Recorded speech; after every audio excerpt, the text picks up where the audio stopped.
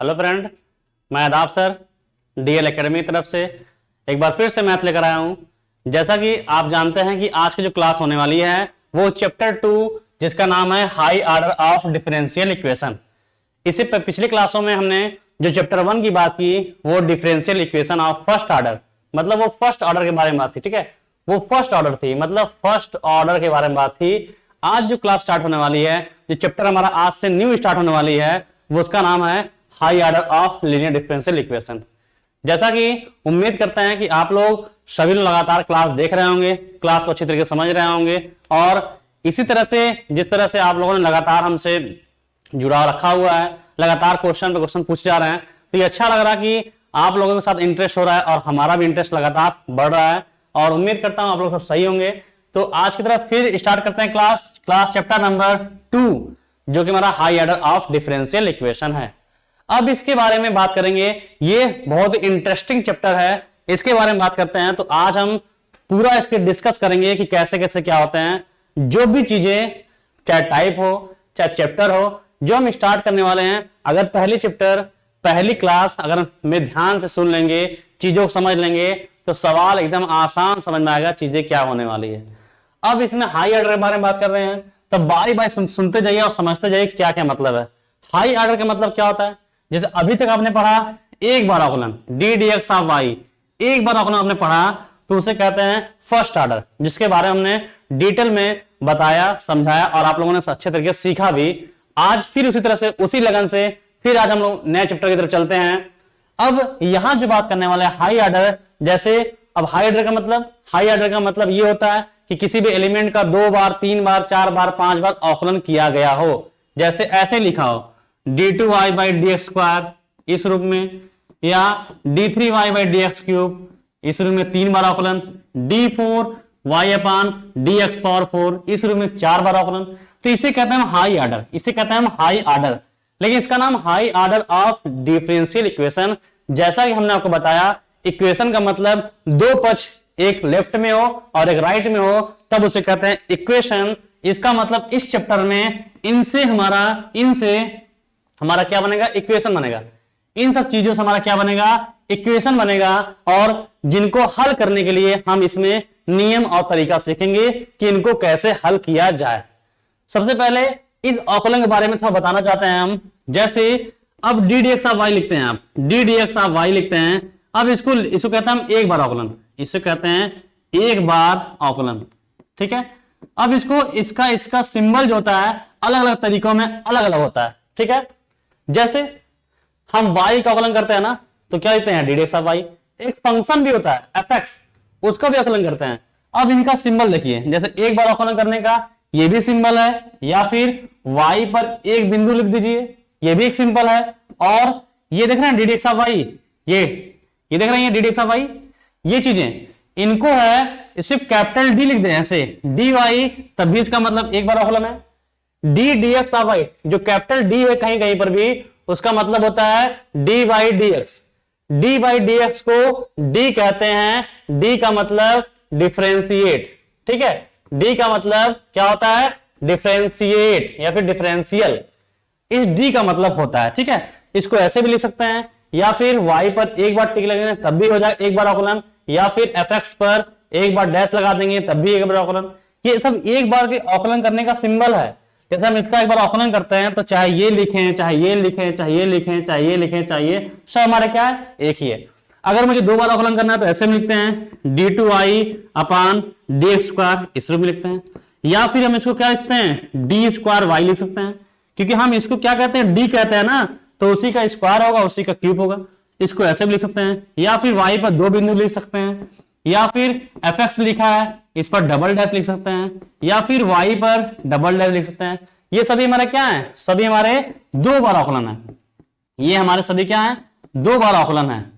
ठीक है, तो अब हमें जो समझना है वो ये समझना है कि अब हाई ऑर्डर पढ़ने वाले हैं, मतलब दो बार अवकलन 3 बार अवकलन पढ़ने वाले हैं। तो अब हम जो यूज करने वाले हैं, हम ये यूज करके ना यूज करके, क्योंकि सवाल बहुत लंबे लंबे होंगे, सवाल छोटे नहीं लॉन्ग टाइप सवाल होंगे, तो हम बार बार इसको नहीं लिखना चाहते हैं।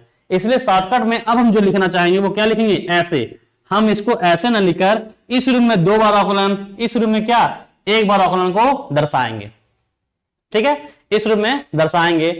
अब हम बात करते हैं कि इनसे इक्वेशन कैसे बनते हैं। ये देखिए इनसे इक्वेशन कैसे बनता है, इनके बारे में बात करते हैं। अब जैसे इस रूप में लिखा होता है d3y अपान dx3, ठीक है, dx3 plus 3d2y 3 upon dx² plus 2d of y plus 3y बराबर x। यहां कुछ भी लिख सकता है, यहां पर कुछ भी लिखा आता है। ऐसे सवालों को हल करने कहते हैं ऐसे सवाल जिसमें दो बार अवकलन, 3 बार अवकलन, 4 बार अवकलन शामिल हो, एक पक्ष हो और दो पक्ष दोनों हो, उसे कहते हैं high order of differential equation. अब ऐसे सवालों को हल कैसे करते हैं, बारी बारी ध्यान समझिए। जब कभी भी सवाल हाई ऑर्डर के होंगे और उनका हल करना होता है, तो उनका जो हल होता है, उनका हल सॉल्यूशन होता है, यहां पर y लिखा ना, तो उनका सॉल्यूशन होता है y बराबर CF प्लस PI। y बराबर क्या होता है, CF प्लस PI, इस कंडीशन में होता है। अब बात करने वाला है CF क्या है, PI क्या है, इनके बारे में। तो CF जो हमारा होता है, इसका मतलब होता है कंप्लीमेंट्री फंक्शन, इसका मतलब होता है कंप्लीमेंट्री फंक्शन, ठीक है, कंप्लीमेंट्री फंक्शन इसका मतलब होता है। अब बारे समझेंगे इनको, हम पहले समझ लेते हैं क्या है कंप्लीमेंट्री फंक्शन। दूसरा हमारा होता है PI। PI क्या होता है, पर्टिकुलर इंटीग्रेशन, ठीक है, जिसको कहते हैं विशेष समाकलन। इसको कहते हैं, इसको कहा जाता है विशेष समाकलन। किसी भी हाई ऑर्डर है, अगर मुझे मेरा उसका हल करना है, तो सभी हाई ऑर्डर इक्वेशनों का हल होता है क्या, y बराबर CF प्लस PI।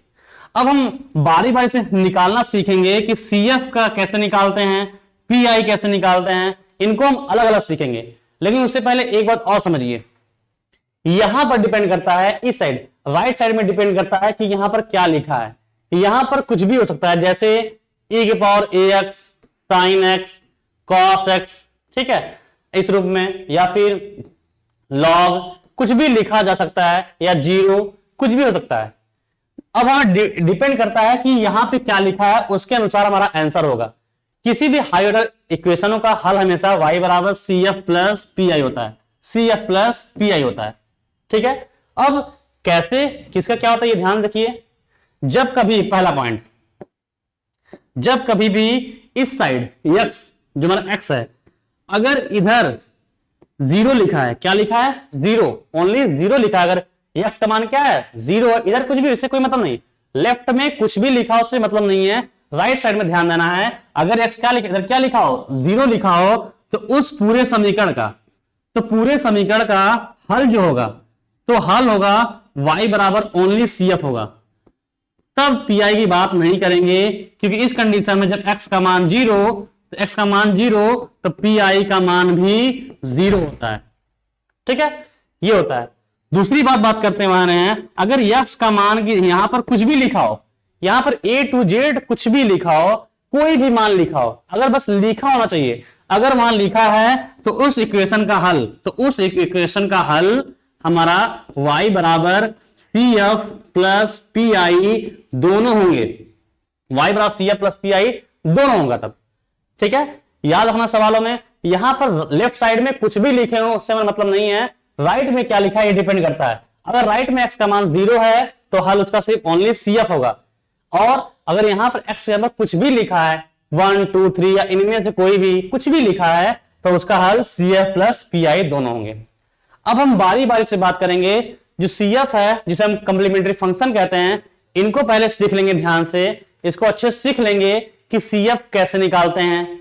फिर उसके बाद फिर हम सीखेंगे कि PI कैसे निकालते हैं। जब दोनों अलग अलग सीख लेंगे, तब उसके बाद हम एक साथ बताएंगे कि इनको कैसे जोड़ा जाता है। तो अब बात करने वाले हैं कंप्लीमेंट्री फंक्शन CF कैसे निकालते हैं, ठीक है। बात सुनाई ना ये चीजें। अब देखिए CF कैसे निकालते हैं, ये बात समझिए आप, CF कैसे निकालते हैं ये समझिए, ठीक है, चीजों को समझिए CF कैसे निकाला जाता है, ध्यान समझिए, एकदम चीजें बहुत मजेदार है। अब कैसे करना ये देखिए, जैसे सिंपल बता सवाल, जैसे d2y by dx² plus 3d/dx of y plus 2y equal to 0 लिखा है। इस रूप में सवाल लिखा है। जैसे यहां पर 0 लिखा है, यहां पर जैसे 0 लिख दिया तो आप समझ जाइए कि इसका हल CF होगा। अब CF निकालते कैसे हैं इस बात पे डिपेंड करता है CF कैसे निकालते हैं। तो अब ये समझिए, जब हम हाई ऑर्डर पढ़ रहे हैं तो एक बार आपको ध्यान रखना है कि यहां साइड में लिख दे रहे हैं, ठीक है, यहां पर साइड में लिख रहे हैं और ध्यान रखिएगा जैसे d/dx ऑफ y है तो हमने आपको वही बताया, इससे पहले इसका सिंबल क्या होता है। इस d/dx ऑफ y की जगह इसको क्या लिख सकते हैं, इसको सिर्फ d लिख सकते हैं, तो इसको हम ऐसे लिखेंगे dy लिखेंगे, d2y अपान dx स्क्वायर रहेगा, इसको क्या लिखेंगे d स्क्वायर y लिखेंगे ऐसे, d3y अपान dx क्यूब रहेगा, इसको क्या लिखेंगे d क्यूब y लिखेंगे। मतलब y को छोड़कर जितना घात रहेगा उतना कैपिटल D पे चढ़ा देंगे, ठीक है। तो हम सवालों को अब ऐसे लिखेंगे, इस रूप में D लिखना चाहे स्टार्ट करेंगे, ठीक है। चलिए, तो यहां पर 0 हो गया तो क्लियर हमारा CF हो गया। अगर 0 नहीं होगा तब भी आपको CF निकालना ही निकालना है, क्योंकि हर इक्वेशन का हल क्या होता है CF प्लस PI। कैसे निकालता है, तो कोई भी सवाल आपको दिया हो सबसे पहले इसको कैपिटल D में आप चेंज करेंगे, जैसा मैंने बताया कैपिटल D में चेंज करिए, तो इसको क्या लिखना होगा d स्क्वायर वाई प्लस इसको क्या लिखेंगे 3dy plus 2y equal to क्या लिख दिए 0 लिख दिए। जब ऐसा लिख देंगे तो सब में y तो आएगा ही, तो आप y कॉमन लेंगे, y आप कॉमन लेंगे, ठीक है। तो y कॉमन क्या मिलेगा d square plus 3d plus 2y मिलेगा, बराबर क्या हो जाएगा 0। जब किसी इक्वेशन को कैपिटल D में चेंज करेंगे आप, फिर वहां से y कॉमन लेंगे, जो कोष्टक बनेगा उसमें सिर्फ कौन रहेगा, सिर्फ d रहेंगे, इसलिए इस कोष्टक कहते हैं फंक्शन ऑफ d, FD कहते हैं। क्या कहते हैं FD कहते हैं। इसको क्यों बता रहे हैं, क्योंकि इसका यूज कब होगा जब आप PI निकालेंगे तब। इसे याद रहे कि जब सवालों में सबको कैपिटल D में चेंज करेंगे, y कॉमन लेंगे, जो कोष्टक आएगा उसे क्या कहेंगे FD कहते हैं, ठीक है। और वैसे भी नियम अनुसार भी होता है कि किसी भी एलिमेंट में अगर वही एलिमेंट लगातार दिख रहा है तो वह उसके फंक्शन कहलाते हैं। ये हमारा FD हो गया। अब देखिए हम PI निकालना बता रहे हैं आपको, हम आपको PI निकालना बता रहे हैं, कैसे आपको PI निकालना है, हो गया। अब यहां लिखेंगे आप सहायक समीकरण से, क्या लिखेंगे सहायक समीकरण से। इतना करने के बाद सहायक समीकरण से, ठीक है, लिख दिए सहायक समीकरण से, ऐसे लिख देंगे हमेशा। इस जो कोष्टक में जो आपने y कॉमन लिया है, इसमें जहां जहां पे d है वहां पे आप स्मॉल m लिखेंगे, जहां जहां पे d है वहां क्या लिखेंगे स्मॉल m लिखेंगे, तो क्या होगा m square plus 3m plus 2 बराबर क्या लिखेंगे क्या 0, हमेशा 0। यहां अगर 0 है तब भी 0, यहां कुछ भी लिखा होगा तब भी 0। आपको इसे क्या निकालना है CF निकालना है, इसलिए हमेशा आपको क्या करना है 0 ही करना है, हमेशा आपको 0 करना है, ठीक है। ज्यादा ही अभी मौसम सही नहीं हो रहा है, ठीक है। तो ये यहां पे हम हमेशा क्या करेंगे 0 करेंगे। अब यहां से आप यम का मान निकालेंगे, यम का आप मान निकालेंगे। अब यम का मान कैसे निकालते हैं ये देखिए। अब यम का मान चाहे गुणनखंड से निकालते हैं चाहे शेषफल प्रमेय विधि से निकालते हैं, जिस तरह से हमें निकालना होता है, ठीक है। हम सब बताएंगे डिटेल में, पूरा बताएंगे गुणनखंड विधि, तब चलेंगे सवाल तक। गुणनखंड विधि से कैसे मान निकालेंगे, कैसे क्या होगा, भी बहुत बची हुई है, तो ध्यान से चीज समझिए। CF कैसे निकालते हैं, पहले कैपिटल D में चेंज करें, y कॉमन लीजिए, सहायक समीकरण लिखिए, इस कोष्टक में जहां जहां D है वहां m लिख दीजिए।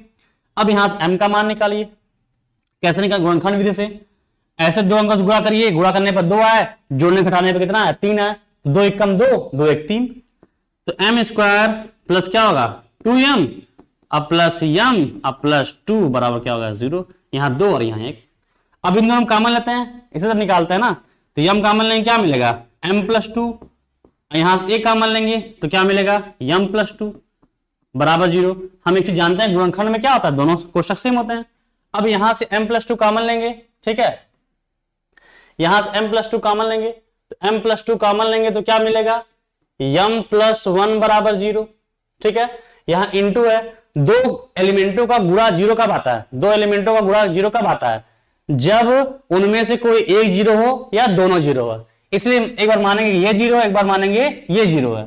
यदि m प्लस 2 बराबर 0 तो m का मान क्या आएगा -2। एक बार अगर m प्लस 1 बराबर 0 होगा तो m का मान क्या आएगा -1 आ गया। इस तरह से इतना करने के बाद आप m का मान पहले निकाल लेंगे। अब m के मान पर डिपेंड करेगा कि हमारा CF क्या होगा, m के मान पर डिपेंड करेगा कि हमारा CF क्या होगा। अब समझिए m के मान पर डिपेंड, आइए आगे देखते हैं, यम के मान पर डिपेंड करेगा कि हमारा CF क्या होगा। ठीक है, जैसे पॉइंट बाय पॉइंट लिखते जाइएगा आप लोग, पॉइंट बाय पॉइंट लिखते जाइएगा कैसे कैसे क्या। जब पहला पॉइंट, जब यम का मान वास्तविक हो, वास्तविक का मतलब होता है रियल नंबर, रियल नंबर का मतलब होता है वो प्लस में माइनस में दोनों होता है। ऐसा नहीं कि प्लस को रियल कहिए माइनस को काल्पनिक, ऐसा नहीं है। वास्तविक का मतलब प्लस माइनस दोनों होंगे। जब यम का मान वास्तविक तथा अलग अलग आएगा, मतलब असमान, अलग अलग, इसको हम लिख रहे हैं इंग्लिश में अलग अलग, ठीक है, अलग अलग, सेपरेट, अलग अलग आएगा, तब उस कंडीशन में उनका CF क्या होता है। जैसे मान लीजिए हमारा यम का मान आ गया 1, 3 या -3, ऐसे आ गया, इस कंडीशन में आ गया, तो उस कंडीशन में CF का होगा, CF जब ऐसे आ गए, जितने मान आएंगे सबके लिए अलग अलग आप कांस्टेंट मानेंगे।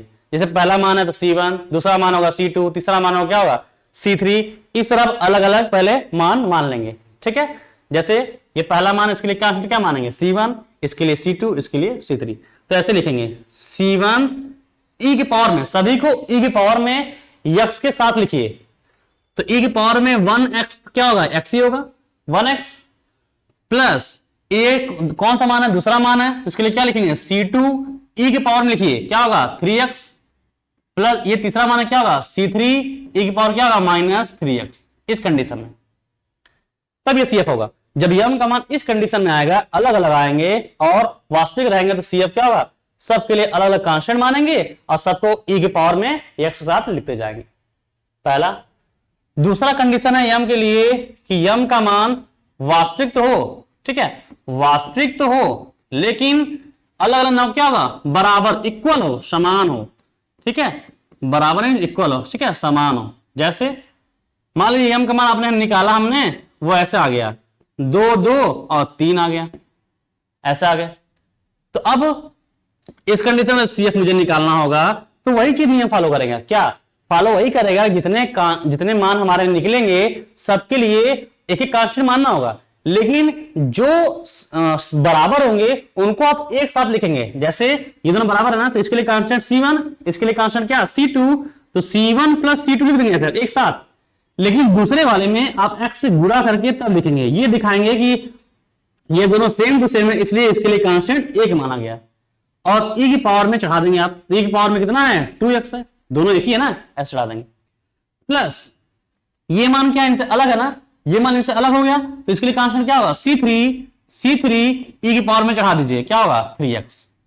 इस कंडीशन में होगा, सही बात नहीं, इस कंडीशन में होगा। अगर एक मान और होता तो C3x लिखते, मतलब जब इससे छोड़ जाएंगे अगर मान बराबर आएगा तो एक x बढ़ता जाएगा, x बढ़ता जाएगा। ठीक है, ये आ गया, बात सुनाई ना, जब समान होगा तो ऐसे निकालेंगे CF। ठीक है, क्योंकि हमें CF ही समझना है, पहले पूरा CF समझ लेंगे, तब बाद में PI के बारे में बात करेंगे। ठीक है, ये चलिए आगे हम बात करने वाले हैं टाइप नंबर 3 के बारे में। जब यम का मान काल्पनिक आ जाए, यम का मान क्या आ जाए, काल्पनिक, मतलब कि इमेजिनरी नंबर, ठीक है, इमेजिनरी नंबर।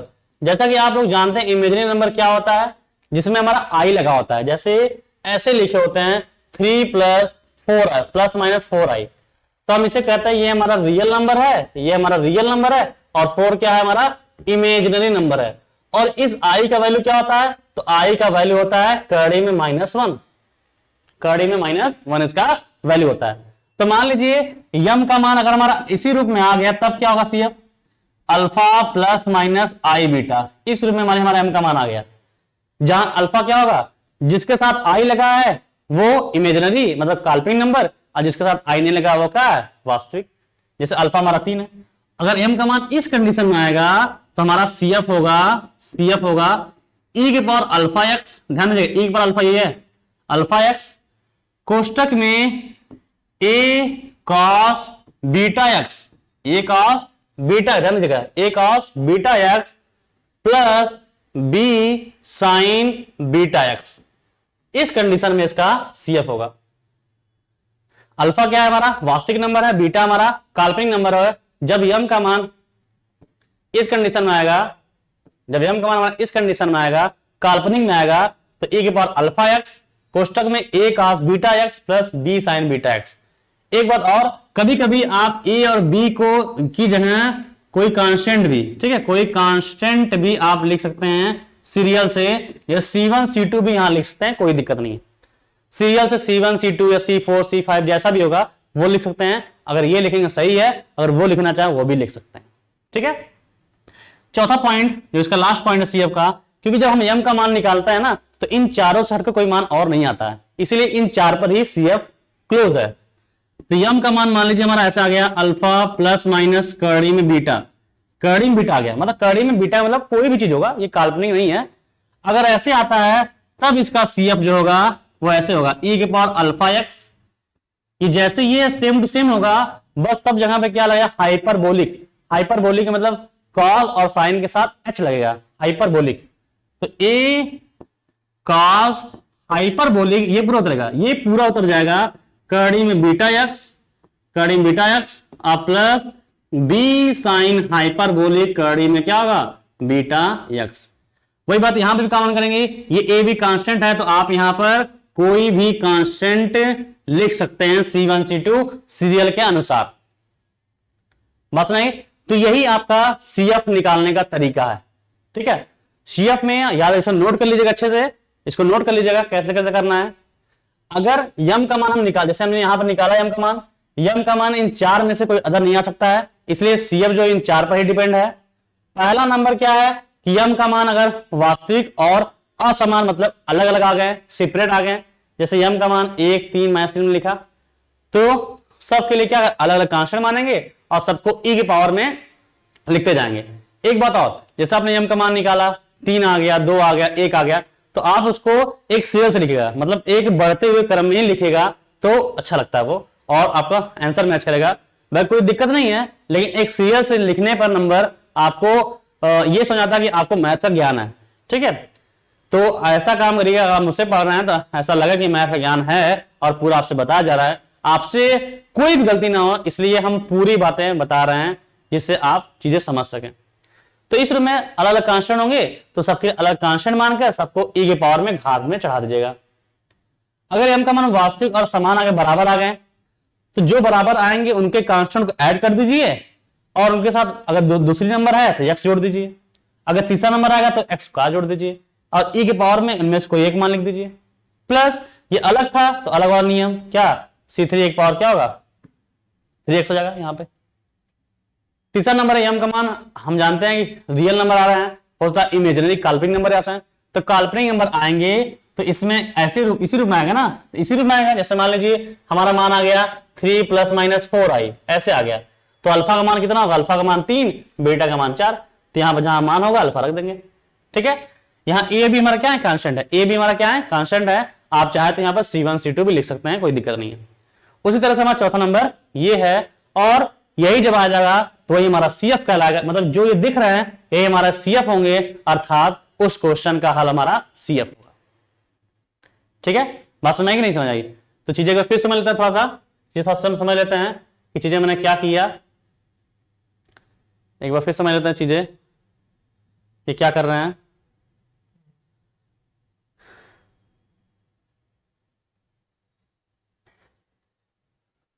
छोटा कर रहे हैं जैसे आपको समझ में आया सवाल पूरा, ठीक है। देखिए जैसे सवाल हमारा ये लिखा हुआ है, सवाल हमारा ये लिखा हुआ है। अब सबसे पहले हमने क्या बताया, हमने साइड में लिख भी दिया आपको कि सबको इस रूम में डी में लिखना है, तो पहले सबको कैपिटल डी में लिख देंगे। लिखने के बाद ये सवाल बता रहे हैं कैसे करना है, क्योंकि इधर 0 है तो इसका हल क्या होगा, ओनली CF होगा, ठीक है। अब कैपिटल डी में लिख दिए सबको, लिखने के बाद y कॉमन ले लीजिए, y कॉमन ले, जो कोष्टक बचेगा उसे हम FD कहेंगे, याद रहे, क्योंकि PI निकालना होगा, पर्टिकुलर इंटीग्रेशन निकालना होगा, तो इसका आवश्यकता पड़ता है। फिर इसके नीचे सहायक समीकरण से जहां जहां कोष्टक है, जहां जहां इसमें डी लिखा वहां m लिख देंगे। m लिखने के बाद जिस तरह से गुणनखंड विधि से, शेषफल प्रमेय से आप m का मान निकालते हैं, जैसे हमने यहां निकाला, ये m का मान आ गया। अब इस m के मान के अनुसार ही हम देखेंगे, m के मान के अनुसार हम देखेंगे, m के मान के अनुसार हम देखा 4 तरीका है कि m के मान अगर हमारा है तो उनका 4 तरीका है, ठीक है। m का मान अगर आ गया उसके 4 तरीका है कि उनका CF क्या होगा, ठीक है, ये मैंने आपको बता दिया। तो अब मान लीजिए जैसे हमारा जो सवाल था, हमारा सवाल ये थे जैसे हमारा यम का मान ये आया था, ठीक है, यम का मान हमारा ये आ गया था, तो इसका हल क्या होगा? तो इसका हल जो होगा, इसका हल देखते हैं क्या होगा, ये देख लेते हैं। तो इसका हल y बराबर क्या होता है? y बराबर CF होता है ना, CF होता है। तो यम का मान हमारा है कितना? यम का मान -1 है, -2। देखिए सीरियस लिखेगा, बढ़ते हुए क्रम में लिखेगा, ठीक है। तो इसके लिए कांस्टेंट ये अलग अलग है, ये किस रूप में है? देखिए पहला हमारा क्या, वास्तविक और असमान, तो ये अलग अलग है ना। इसके लिए कांस्टेंट C1, इसके लिए C2, तो क्या होगा? C1 लिखेंगे e के पावर में घात बढ़ा दिए -1x, प्लस C2 e के पावर क्या होगा? -2x लिख देंगे। ये इस सवाल का ये आंसर हो जाएगा। इस सवाल का जो हमने देखा था, ये सवाल हमने देखा था, इसका आंसर ये, इसका आंसर ये है हमारा, ठीक है। इस सवाल का आंसर हमारा ये हो जाएगा। तो इस तरह से किसी भी सवाल में CF आपको निकालना है। तो अब हम पहले समझ लेंगे कि CF हमारा क्या है, ठीक है। पहले हम CF के बारे में बात कर लेंगे, उसके जितने सवाल हैं वो लगा लेंगे, तब बात करेंगे PI के बारे में कि पर्टिकुलर इंटीग्रेशन कैसे लगाते हैं, तब उनमें ये समझेंगे कि सवाल उनको जोड़ना मुझे कैसे, ठीक है। चलिए अब चलिए सवाल की तरफ। शायद उम्मीद है कि आप सबको अच्छे तरीके से समझ में आ गई होगी, अगर नहीं आती है तो फिर सवाल बताते हैं। एक बार फिर सुन लीजिए ये चीजें, यहां पर देख लेते हैं एक बार फिर से क्या बताना चाहते हैं। हम बताना बस इसमें यही चाहते हैं आपको कि कोई भी सवाल होगा, ये बात ध्यान रखिएगा, कोई भी सवाल है, अगर चाहे हाई ऑर्डर का हो, चाहे 2 बार आकलन किया गया हो, 3 बार 4 बार, कुछ भी हो, CF निकालने का एक ही तरीका है जो हमने बता रहे हैं, या फिर अभी जो सवाल लगवाएंगे लगातार, ठीक है। एक बार इधर समझना है, अगर इधर कुछ लिखा है, कुछ भी लिखा है, तो उसका हल क्या होगा? CF प्लस PI दोनों होगा। लेकिन अगर इधर क्या लिखा हो? 0 लिखा हो, तो उसका हल क्या होगा? ओनली CF होगा, PI की बात अब नहीं करेंगे, ठीक है। अभी हम CF के बारे में बात करेंगे, CF वाले सवाल लगाएंगे, तब उसके बाद PI वाले सवाल बताएंगे, तब दोनों को जोड़ना बताएंगे। और CF के बारे में जितना हो सके मैंने आपको डिटेल में समझा दिया कि चीजें कैसे करनी है। अगर तब भी नहीं समझ नहीं आ रही है तो आइए सवाल की तरफ चलते हैं, तब आपको समझ में आएगी। एक चीज और, अगर आप मान निकालना जानते हैं तो ठीक है, नहीं फिर भी आपको बता दे रहे हैं मान कैसे निकाला जाता है, यम का मान कैसे निकाला जाता है, ये आपको हम समझा दे रहे हैं। गुणनखंड विधि जैसे आपने देखा वो आपको पता ही होगा।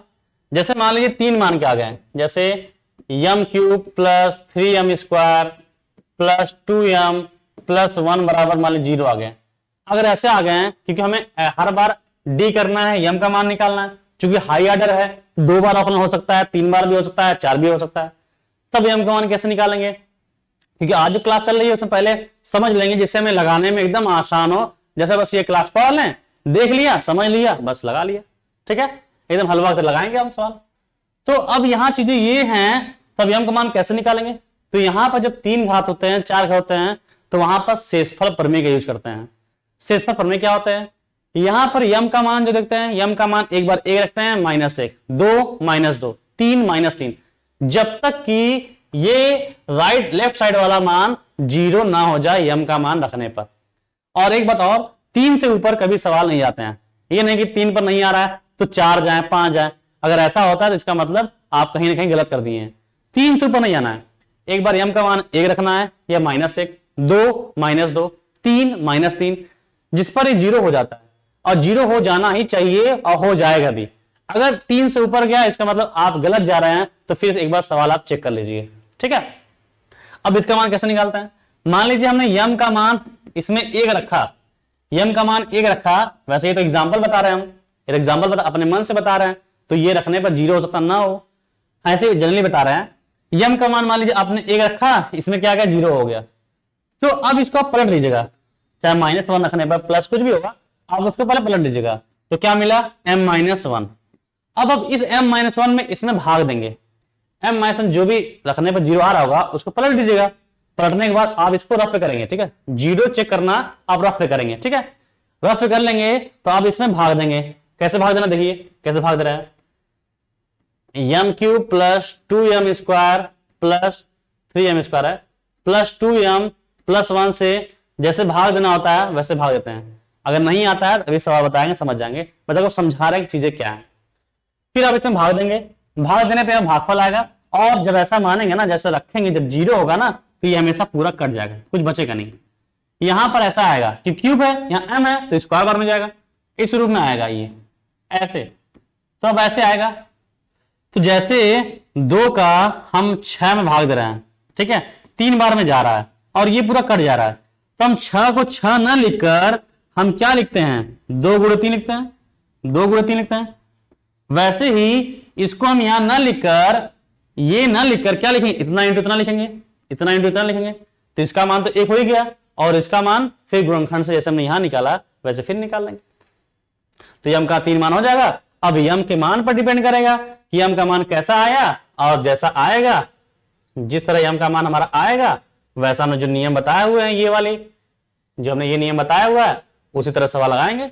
यम का मान वास्तविक आ रहा है, काल्पनिक आ रहा है, अलग अलग आ रहा है, क्या आ रहा है वैसे लगा देंगे। बात समझ आई? ठीक है, उम्मीद करता हूं आपको सबको समझ आ गई चीजें कि हम क्या बताने चाह रहे हैं। अब चलते हैं सवाल की तरफ, आइए देखते हैं सवाल। पहले छोटा सवाल ले लेते हैं, ठीक है, जैसे चीजें, उससे पहले सवाल क्या था मेरा ये देख लेते हैं। पहले एक छोटी सवाल जिससे आपको समझ में आ जाए चीजें क्या हैं, कैसे हैं। उम्मीद करता हूं चीजें आपको समझ में आ गई होगी, चीजें कैसे हो रही है, ठीक है।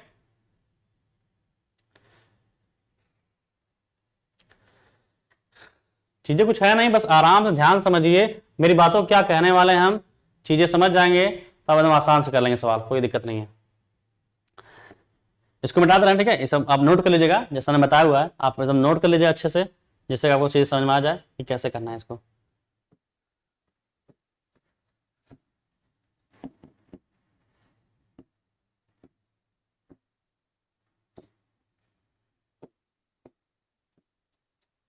देखते हैं कैसे समझाते हैं आपको हम, ठीक है। तो चीजें बहुत आसान है, बस आपको समझना है चीजें कि सवाल कैसे कर रहे हैं कैसे नहीं, ये बस आपको ध्यान देना है, ठीक है। चलिए देखते हैं, ये हमारा सवाल है, ये दिख रहा है आपको सवाल, अगर नहीं दिखा तो जूम कर देना और चीजें जैसे आपको दिख जाए आसान से आप समझें। जैसे ये सवाल दिया गया है, D two Y by D X square minus 7 D X of Y plus 12y बराबर 0। तो हमने यहां देखा क्या लिखा है, 0 लिखा है, तो तुरंत समझ जाएंगे इसका हल क्या होगा, ओनली CF होगा, PI ये बात तो होगी नहीं, और वैसे बात नहीं करने वाले हैं, लेकिन एक बात सवाल स्टार्टिंग समझते जाएंगे। यहां 0 है तो ये हमारा क्या होगा, CF बस होगा। अब कैसे, तो सवाल कोई भी है हम उसको पहले उतार लेते हैं, ठीक है, उतार लेते हैं। क्या लिखा है, d2y upon D X square minus 7 D D X of Y plus 12y equal to 0। हमने क्या बोला, CF कैसे निकालेंगे, चाहे इधर 0 हो चाहे ना हो, CF तो निकालना ही निकालना है, हर सवाल में निकालना है CF।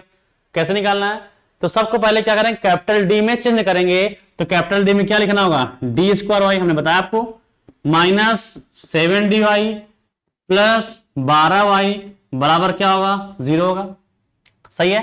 फिर मैंने क्या बताया, आप इसमें हमेशा कैपिटल D में चेंज करने के बाद आप y कॉमन लेंगे, तो y कॉमन लेंगे क्या मिला, D square minus 7d plus plus plus, ठीक है, प्लस 12 क्या होगा कोष्टक में, y बराबर क्या होगा, 0 हो जाएगा। और एक बात ध्यान दें कि ये हमारा क्या है, ये हमें याद रहेगा, ये हमारा क्या है, ये FD है, ये हमारा FD होगा, ठीक है। अब यहां लिखेंगे ऐसे सीधे सिंपल तरीकों से, क्या लिखेंगे, सहायक समीकरण से, क्या लिखेंगे, सहायक समीकरण से। अब क्या करेंगे, इस कोष्टक में जहां जहां कैपिटल D आएगा वहां वहां पे स्मॉल m लिखेंगे, इस कोष्टक में जहां जहां कैपिटल D है वहां स्मॉल m लिखेंगे, तो क्या होगा, m square minus 7m plus 12 बराबर क्या, 0। हमेशा CF निकालने के लिए 0 करेंगे, यहां पर 0 है तब भी 0, यहां कुछ लिखा है तब भी 0 कर देंगे। अब यहां से m का मान निकालेंगे, क्योंकि यहां स्क्वायर है तो स्क्वायर है तो ये इसका m का मान 2 आएगा, अब गुणनखंड होगा, ऐसी दो संख्या लीजिए गुणा करने पर 12 है, जोड़ने घटाने पर कितना है, 7 है, तो 3 चौके 12 है और 3 4 7 होंगे, ठीक है। तो m square minus 3m minus 4m plus 12 बराबर क्या होगा, 0 होगा। अब इन दोनों में यहां इसमें कॉमन लेंगे, यहां इसमें कॉमन लेंगे, इसमें m कॉमन लेंगे तो क्या मिलेगा, m कॉमन क्या मिलेगा, m माइनस 3 मिलेगा। अब माइनस 4 कॉमन लेंगे तो क्या मिलेगा, m माइनस 3 बराबर क्या होगा, 0 होगा। अब यहां से m-3 कॉमन लेंगे तो क्या मिलेगा, m-4 मिलेगा, बराबर क्या लगा हमारा 0 हो जाएगा। तो m का मान यहां से कितना आएगा, जब इसको 0 करेंगे तो m का मान आएगा 3 और यहां 0 करेंगे m का मान क्या आएगा 4। तो 3 और 4 आ गए। और m के मान हमारे 4 टाइप के होते हैं, तो उनमें डिपेंड करता है कि ये किस वाले में आए हैं। तो m का मान वास्तविक है और अलग अलग हैं, तो क्या करेंगे, इसका हल y बराबर क्या होगा, CF होगा ना। कैसे, इसका हल ऐसे लिख देंगे कि हल सॉल्यूशन, ठीक है। CF क्या होगा, इसके लिए कांस्टेंट C1, इसके लिए C2 और सबको क्या करेंगे घात में चढ़ा देंगे। तो C1 e के पावर क्या होगा 3x, इसका मान 3, अब इसके लिए कांस्टेंट क्या C2, तो C2 की पावर क्या होगा 4x। ये इसका आंसर हो जाएगा, ये इस सवाल का आंसर होगा। इस सवाल का आंसर हमारा ये हो जाएगा। तो बस यही करना है इसमें CF में, बस m का मान निकालिए। वो जो 4 तरीका बताए हैं कि वो किस में आ रहा है, वास्तविक में आ रहा है कि असमान में आ रहा है, काल्पनिक में आ रहा है, बस वैसे उनको मान को भर दीजिए, वह उसका हल कहलाएगा। ठीक है, समझ में आई बात। चलते हैं नेक्स्ट सवाल की तरफ। नेक्स्ट सवाल क्या है ये देख लेते हैं, क्या सवाल हमारा है। ये भी अच्छा सवाल है, इसको देख लेते हैं अच्छे से कि क्या सवाल हमारा है। सवाल हमारा है d3y बटे dx क्यूब प्लस, हम हर टाइप का सवाल लेंगे जिससे कि आपको किसी भी चीज में दिक्कत ना हो। जब भी कोई चीज चैप्टर हो चाहे पॉइंट हो, आपको ऐसे बताएंगे चाहे तरीकों से जिससे कि आपको कोई प्रॉब्लम ना हो, चाहे छोटी पॉइंट हो चाहे बड़ी पॉइंट हो, आपको चीजें सब अच्छी तरीके से समझ में आएगी। तो हम हर टाइप का सवाल लेके चलते हैं जिससे कि आपको न एग्जाम में न सवाल लगाने में समझने में दिक्कत हो। जैसे ये सवाल लिखा है, ठीक है, d3y बटे dx क्यूब, ठीक है, 3 बार अवकलन, ये 2 बार अवकलन, ये 1 बार अवकलन है। यहां पर ये क्या लिखा है, यहां पर 0 आ रहा है, तो तुरंत समझ जाए क्या इसका हल क्या होगा, इसका सॉल्यूशन ओनली CF होगा। PI की बात तो करेंगे नहीं, हर चीज में ध्यान रखेंगे ना। 0 आएगा तो इसका हल क्या होगा, सिर्फ CF होगा। CF निकालने के लिए क्या करते हैं, पहले इसको उतार लें हम एक बार, d3y upon dx cube plus 5 d2y upon dx square minus 8 d dx of y minus 12y बराबर क्या होगा 0 हो जाएगा। ठीक है, अब ये 3 बनाना, तो अब क्या करेंगे, जब इसको पहले लिख देंगे सवाल को, सवाल लिख लिए, लिखने के बाद सबको क्या करेंगे कैपिटल D में चेंज करेंगे। तो कैपिटल D में चेंज करेंगे तो क्या होगा d क्यूब y, हमने आपको बताया अभी, तुरंत यहां फिर साइड में लिख देना सवाल को कि आपको कहीं पर भी d dx ऑफ y दिखाई देगा तो आपको क्या लिखना है, लिखना है dy लिखना है। d2y अपान dx स्क्वायर दिखाई देगा तो क्या लिखना है आपको d स्क्वायर y लिखना है। d3y अपान dx क्यूब है, इसमें क्या लिखना है d क्यूब y लिखना है। मतलब जितना d पे घात रहेगा उतना कैपिटल D पे क्यूब हो जाएगा। ठीक है, तो वैसे इसको पहले कैपिटल D में चेंज कर देंगे, d क्यूब y प्लस 5 क्या हो जाएगा d square y minus 8 dy minus 12y बराबर क्या होगा 0 हो जाएगा। अब इनमें क्या करेंगे हम y कॉमन लेंगे, जब y कॉमन लेंगे तो क्या मिलेगा d cube plus 5d square minus 8d minus 12, ये होगा y बराबर क्या हो जाएगा 0। और हमें याद रखना है, हर बार याद रखना है कि y जब कॉमन लेंगे तो ये हमारा क्या कहलाएगा, ये FD कहलाएगा। क्यों बार बार हम कह रहे हैं, क्योंकि ये हमें PI में काम देगा। तब उस सवाल में ये मत कहिए कि FD कहां से आ गया, तो FD हमारा यही वाला होगा, लेकिन हमें ये भी क्या निकालना है CF निकालना है। क्यों, इधर 0 है तो इसका हल क्या होगा CF होगा। अब क्या लिखते हैं, अब लिखते हैं हम सहायक समीकरण से, हम लिखते हैं सहायक समीकरण से, सहायक समीकरण से क्या लिखते हैं इसके नीचे कि इस कोष्टक में जहां जहां भी कैपिटल D आएगा वहां वहां स्मॉल m लिखेंगे। चलिए m लिखते हैं, तो m cube plus 5m square minus 5m square, ठीक है, माइनस 8m माइनस 12 बराबर 0। हमेशा आपको 0 लिखना है, यहां 0 है तब भी 0, यहां कुछ लिखा रहेगा तब भी आपको 0। CF निकालने के लिए आप 0 कर देंगे। अब यहां से m का मान निकालेंगे, जैसा कि आपसे हम बात कर रहे थे। अब यहां से m का मान निकालते हैं। m का मान 3 घात का कैसे निकालेंगे, शेषफल प्रमेय से। कैसे, शेषफल प्रमेय से। पहले m का मान एक बार 1 रखेंगे, फिर माइनस 1, 2 माइनस 2, जब तक लेफ्ट वाला 0 ना हो जाए। ये वाला हमें 0 करना है। चलिए राइट साइड रफ में कर लेंगे, रफ पे। अगर हम मान लीजिए m का मान हम 1 भरते हैं, m का मान 1 भरेंगे यहां पर, तो 1 का क्यूब 1, 1 का स्क्वायर इंटू 5 5 हो जाएगा, माइनस 8 माइनस 12, तो ये 5 1 6 और ये 20 घटाएंगे तो 14 बच जाएगा, नहीं, मतलब m का मान 1 रखने पर कोई फायदा नहीं है, m का मान 1 रखने पर कोई फायदा नहीं है।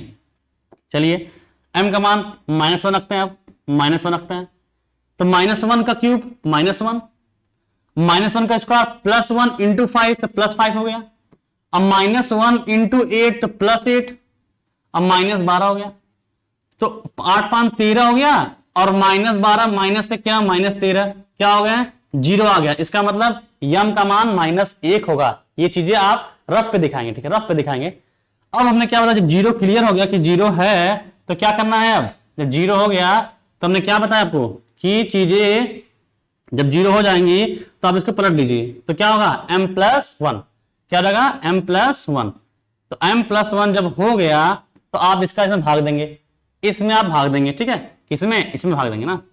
तो हम इसको थोड़ा साइड कर दे रहे हैं जिससे कि बाद में दिक्कत ना हो, समझ ना, बात समझ आई कि m+1 आ रहा है ना, m+1, तो m+1 से हम भाग दे रहे हैं, m+1 का किसमें, m³ plus 5m square minus 8m minus 12 भाग दे रहे हैं। और एक बार हमने आपको बताया कि जिस पर रखने पर ऐसा होगा, इसको करेंगे तो क्या ये कटेगा, कटेगा भी, देखिए यहाँ m है, यहाँ m³ है, कितनी बार में जाएगा, m² बार में जाएगा, m² बार में जाएगा, तो m² में गुणा करेंगे क्या मिलेगा, m³ और इसका m² इंटू 1 m² मिलेगा, प्लस में।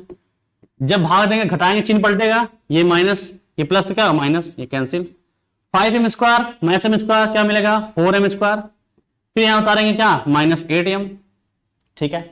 अब यहां पे देखिए 1m है, यहां कितना चाहिए 4m² चाहिए, तो किससे गुणा करेंगे 4m से, 4m से गुणा कर दीजिए, इसमें गुणा करिए तो क्या मिलेगा 4m² और इसका इसमें गुणा करेंगे क्या मिलेगा +4m, 4m मिल जाएगा।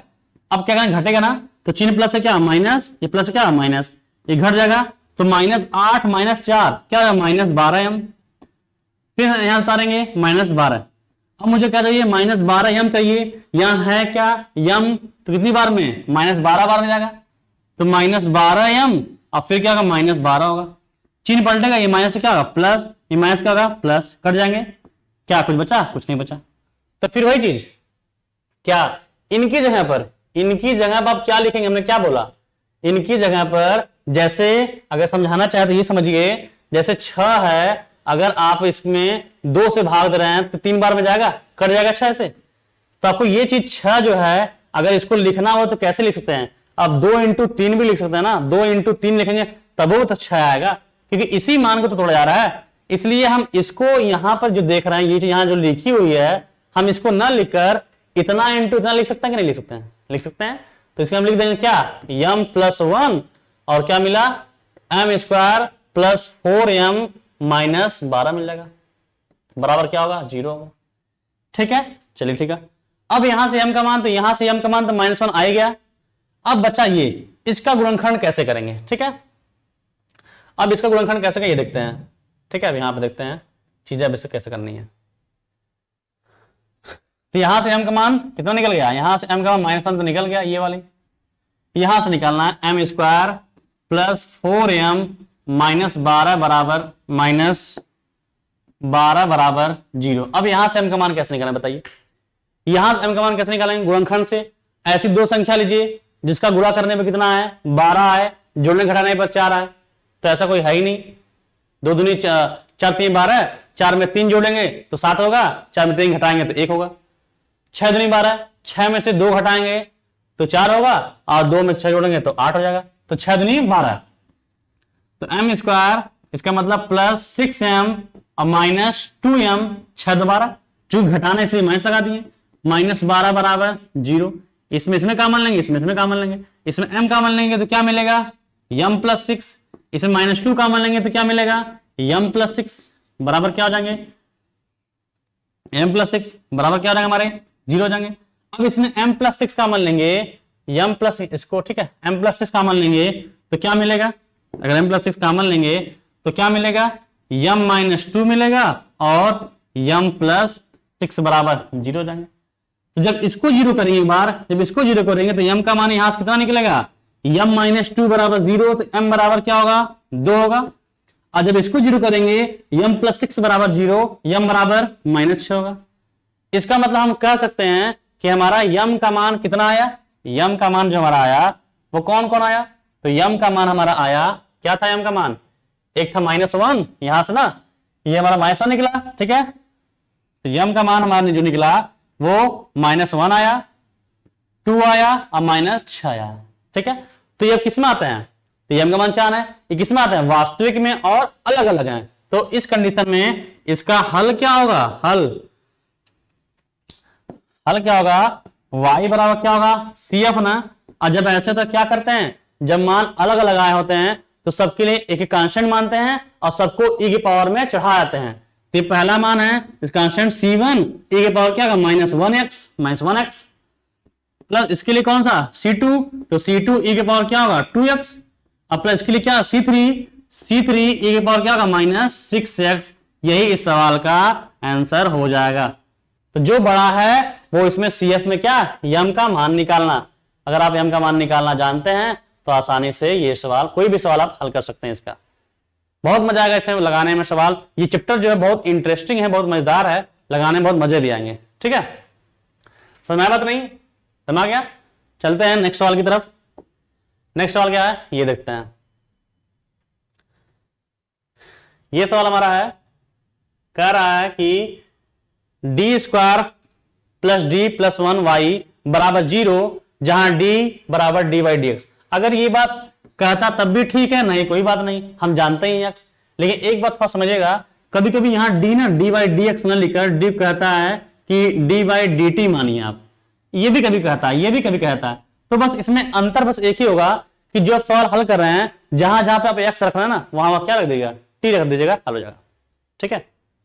चलिए आइए देखते हैं सवाल, क्या सवाल हमारा है। ये सवाल है, अब इसको मैं क्या करना है, सिंपल है, हमें इसमें डी में भी चेंज नहीं करना है क्योंकि पहले से डी चेंज कर दिया है। तो क्या लिखेंगे सीधे, और इधर एक बात और, इधर क्या है 0 है तो क्या कहेंगे, इसका हल क्या होगा, सिर्फ CF होगा। चलिए इसको क्या करेंगे, और ये पता, ये y कॉमन पहले ले चुका है, इसका मतलब ये हमारा क्या है FD, ये याद रहे, PI निकालने में काम देगा।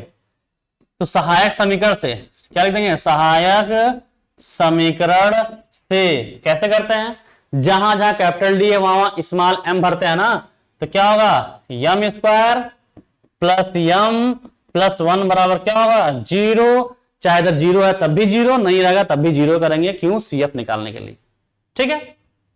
अब m का मान यहां 1 है, ऐसी दो संख्या ले गुणा करने पर 1 आए, जोड़ने घटाने पर भी 1 आए, तो 1 कम 1 में से घटाएंगे 0, 1 में से घटाएंगे 2, नहीं हो पाएगा। तो जब सवाल हमारे ऐसे होते हैं तो गुणनखंड ना करके हम मान कैसे निकालते हैं, ये देखिए कैसे निकालते हैं।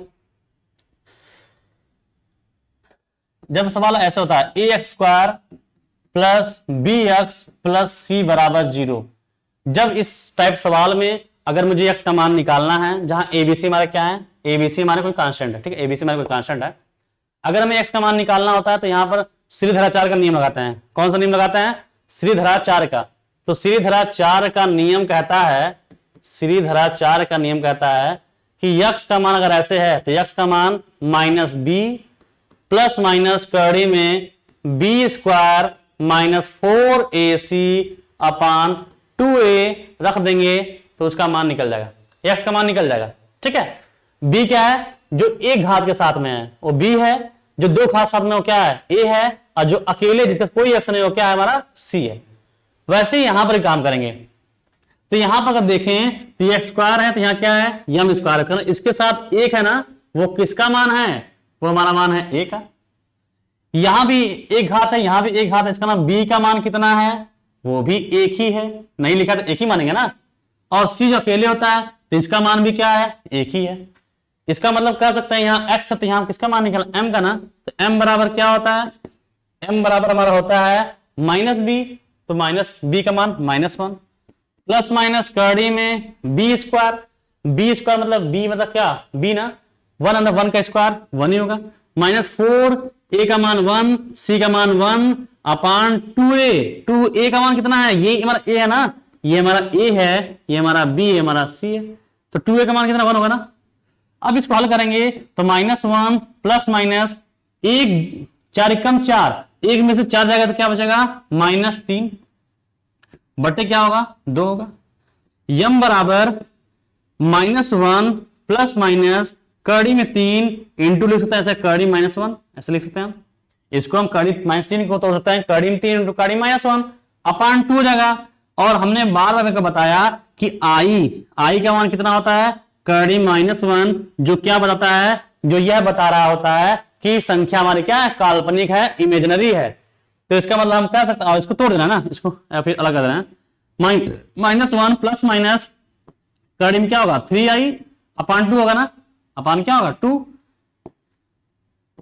अपान क्या होगा 2 हो जाएगा। इसके बाद आप इसको अलग कर दीजिए, अलग कर देंगे तो -1/2 अब प्लस माइनस कड़ी में 3/2 आई आएगा। ये हमारा m का मान निकला, इस सवाल का m का मान आ गया। तो अब बताइए m का मान वो जो चार्ट है बताया था किसमें आ रहा है, आई आ रहा है, चूंकि इसलिए क्या है ये काल्पनिक है। तो काल्पनिक के लिए क्या होता है ये देख लीजिए, काल्पनिक नियम क्या होता है ये देख लीजिए, दिखा देते हैं आपको काल्पनिक चीजें क्या है हमारी।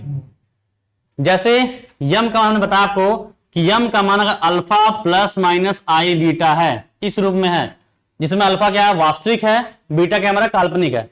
अगर इस रूप में हमारा m का मान आता है तो CF हमारा क्या होता है, तब CF होता है e के पावर अल्फा x, ये वास्तविक वाली जिसके साथ i नहीं लगा है, e पावर अल्फा x, फिर कोष्टक में a cos beta x, a cos beta x अब plus b sin beta x, ये लिखा होता है। एक बात और ध्यान देंगे, हम बताया हमने कि a और b जो देख रहे हैं ये कांस्टेंट भी कोई हो सकता है, आप यहां पर कांस्टेंट भी लिख सकते हैं। तो इसी रूप में है ना, यम का मान हमारा काल्पनिक में रहता है तो ऐसे ही CF निकालते हैं। तो यम का मान तुम्हारा यही है ना, तो अगर हम यहां पर देखें इस रूप में तो आई तो अपने आई है, इसका मान बीटा का मान कितना है कड़ी में 3/2 और अल्फा का मान कितना है -1/2। तो इस कंडीशन में CF क्या होगा, तो CF या फिर कह सकते हैं हल y बराबर क्या होगा e के पावर क्या है अल्फा ना, तो अल्फा का मान है कितना -1/2। या फिर चीजें देख लें, अगर ऐसे ना कर दें तो अगर हम यहां पर दिखा दें चीजें, ठीक है, यम का मान हमारा कितना आया तो -1/2 प्लस माइनस कड़ी में 3/2 आई तो आया है। इसका मतलब अल्फा का मान -1/2 और बीटा का मान कड़ी में 3/2, बस इसी में मन भर देना। तो एक बार अल्फा x, अल्फा का मान तो -1/2x, फिर कोष्टक में a cos बीटा, ये बीटा ना, तो बीटा का मान है कितना कड़ी में 3/2, तो कड़ी में 3/2x अब प्लस b, जैसे लिखा है वैसे फार्मूला में बस मान भर रहे हैं हम, b sin बीटा का मान कड़ी में 3/2x, यही इस सवाल का आंसर हो जाएगा। तो इस तरह से हमें CF निकालना है, बस जो यम का मान आएगा हमने जो 4 बताया, वास्तविक है कि काल्पनिक है कि हमारा समान है असमान है, जैसा यम का मान आएगा उसके अनुसार से आपका CF निकल जाएगा। तो उम्मीद है कि आपको चीजें अच्छी तरह समझ में आई होगी। जितने भी उसके एग्जाम्पल है, जितने भी सवाल है, आप लगातार प्रैक्टिस करते रहिए। आज से क्लास चैप्टर नंबर 2 स्टार्ट हुआ है, ठीक है। ये पार्ट 2 का एक बार जो न लड़के हैं बता दें कि हमारा जो क्लास है DL एकेडमी से आपको जो मैथ की क्लास मिल रही है वो पार्ट 2 से मिल रही है, जिसमें अगर किताब देखें तो HR लुथरा की किताब है, HR लुथरा या सार्थक की किताब हो तो उसमें चैप्टर नंबर 4 है, लेकिन हमारे लिए क्या है, हमारे लिए वो चैप्टर नंबर 1 हमने पार्ट 2 से स्टार्ट किया है। पहले पार्ट 2 पढ़ाएंगे, फिर पार्ट 3, पार्ट 4, पार्ट 5, तो लास्ट में पार्ट 1 जिसमें मैट्रिक्स है वो सबसे लास्ट में पढ़ाएंगे, ठीक है।